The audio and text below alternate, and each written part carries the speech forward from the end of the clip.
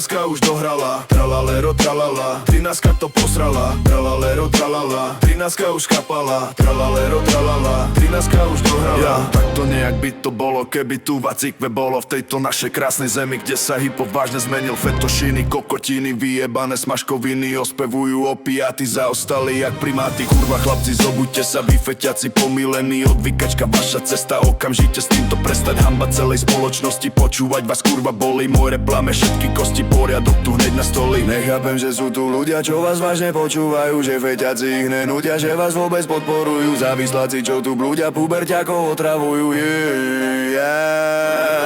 Tralalero tralala, 13 už dohrala, tralalero tralala, 13 to posrala, tralalero tralala, 13 už kapala, tralalero tralala, 13 už dohrala. Jeble texty, jeble všetko, chápem, čím to zrejme bude, všetkým vám tam chýbal tatko, uvidíte sa na súde, znásilnite nejakú kurvu, toto vnímam ako fakt, base vám kokoty urvu, že vraj nový kontrafakt. Sprav si dobre, jebuž na to, zajtra to skús fakt bez fetu, paluj hneď na hraničnú, povedz tam tú veľkú vetu, ja som pičko fetošiny, verím, že môžem byť iný, chcem sa zbaviť tejto viny, skúsim to dať bez maminy.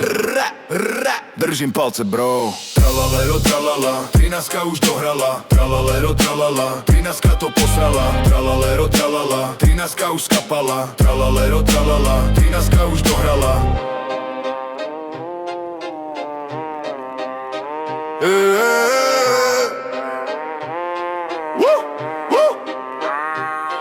Ale chlapci teraz v dobrom, aj keď stále v duchu vážnom, stále je čas na tú zmenu, stále je čas na premenu, stále môžete zormi byť a fetmi sa nezabiť, pre mladých udávať smer, nehambiť sa za svoj diel.